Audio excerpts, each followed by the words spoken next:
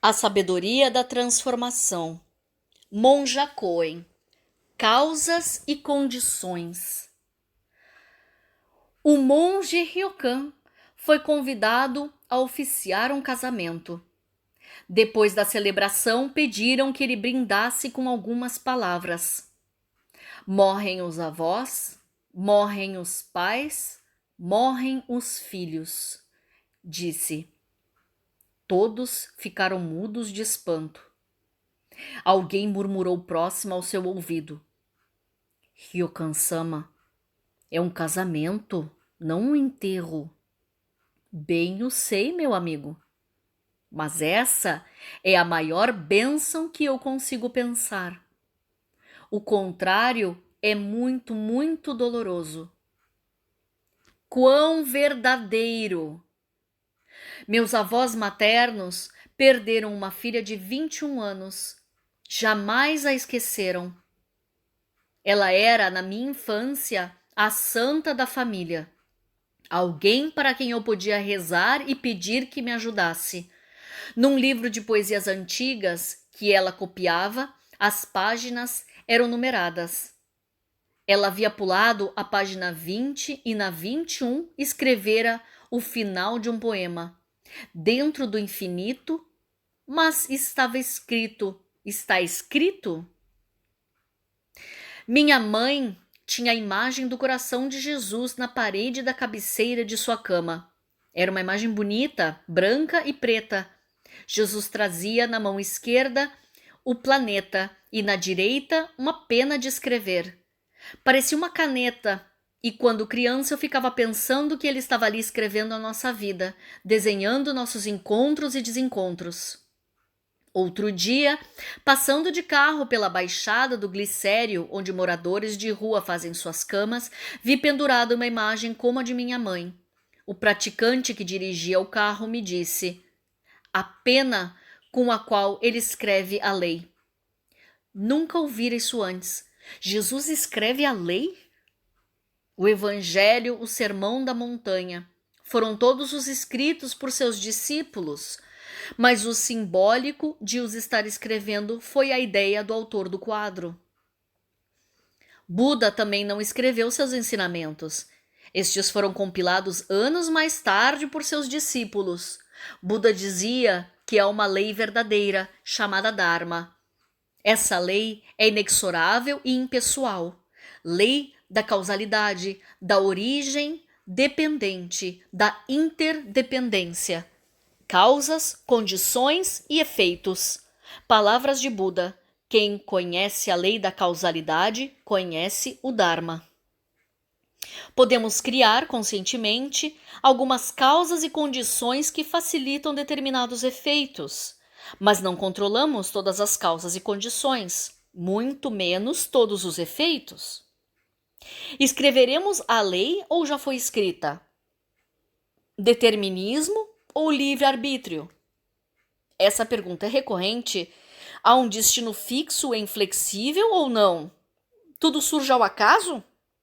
Será que existe uma terceira opção? Sempre procuro pelo caminho do meio. Um pouco de determinismo, um tanto de livre-arbítrio. Karma? O que é karma? Uma senhora judia veio me ver. O filho morrera jovem. Havia falado com um rabino que lhe dissera: colhemos o que plantamos. Ela ficara indignada. Definitivamente eu não plantei a morte de meu filho. Não, você não plantou a morte de seu filho. Assim como o filho cuja mãe e irmã foram atropeladas em uma calçada não plantara a morte delas. São tantas dores, tristezas, luto. O jovem de 27 anos que pulou do 27º andar, estava escrito? A menina que morreu num desastre na estrada, isso havia sido determinado mesmo antes dela nascer? Não consigo pensar assim. Certas causas e condições determinam o efeito.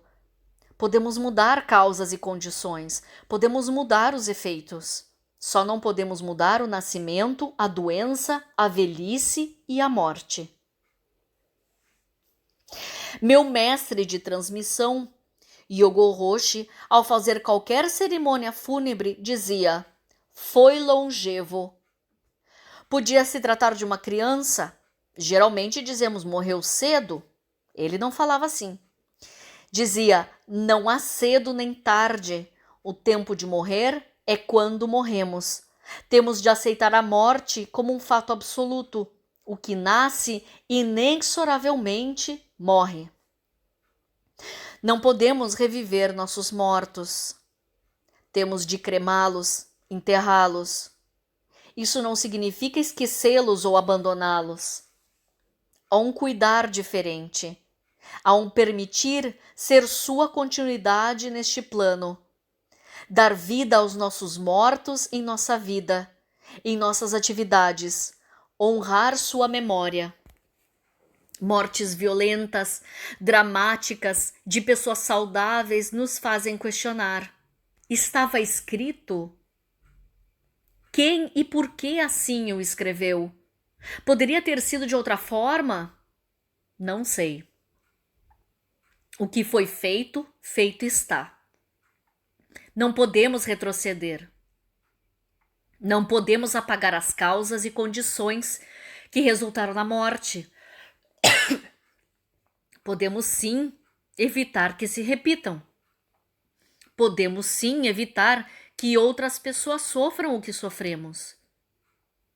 Podemos usar nossa energia vital, não para a vingança, a raiva, mas para transformar uma sociedade violenta e fria em uma cultura de paz.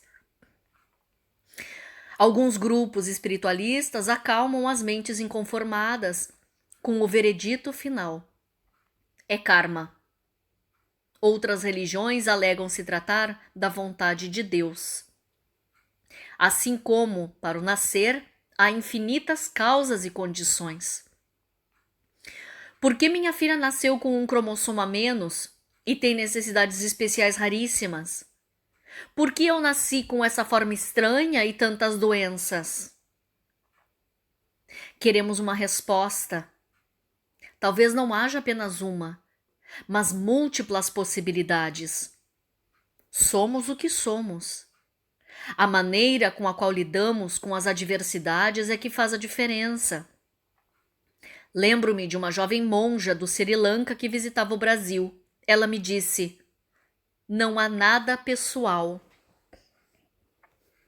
Nada pessoal.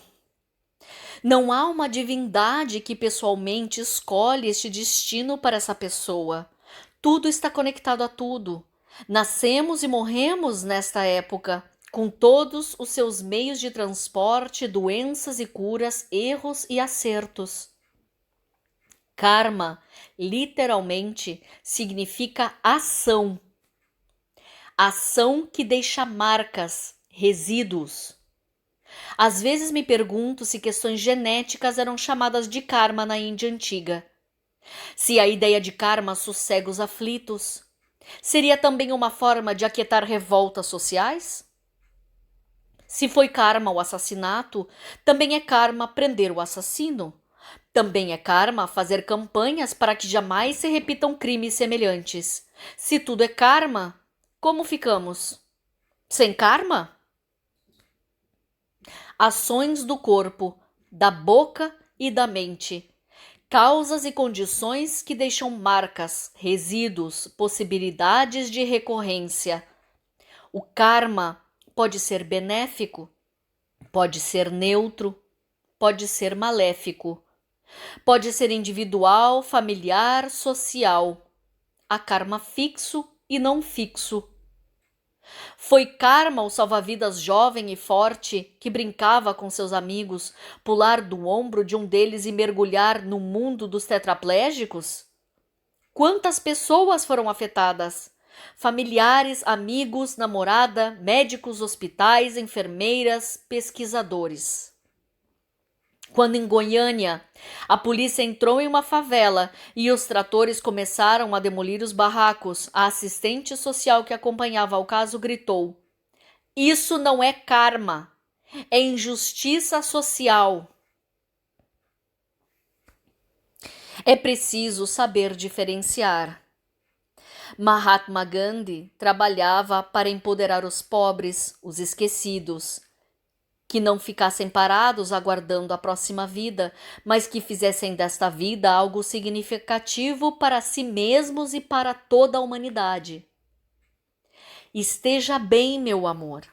Esteja bem, minha amada. Você morreu. Seu corpo não tem mais condições fisiológicas de se manter. Deixa muitas saudades, mas vá. Vá para a luz infinita. Retorne à origem. Não há nada com que se preocupar. Missão cumprida. Que Kanon Bodhisattva conduza você à terra pura, onde poderá brincar livremente. São palavras de amor incondicional. Não um lamento do eu menor, que sente pena de si mesmo, que não quer sentir saudade. No poema que minha mãe fez à sua irmãzinha quando ela morreu, o final era assim: mão na tua mão, quero enfim morrer, murchar, e não ser no teu coração. Que eu possa ficar e sofrer, que eu saiba suportar a dor, que você não sofra mais. Namo Amida Buda.